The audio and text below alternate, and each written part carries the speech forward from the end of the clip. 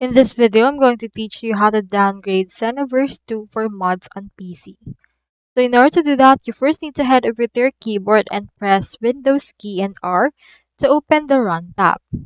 Once you have opened this, head over and then enter the actual Steam console URL. So I'll provide you right here the Steam console, and here it is right there. Once you're done with that, proceed to click onto the OK option in order to open it, and you should be able to open the Steam console right there. So with this case, just head over and then wait for this to successfully load, and you should be able to access the Steam console.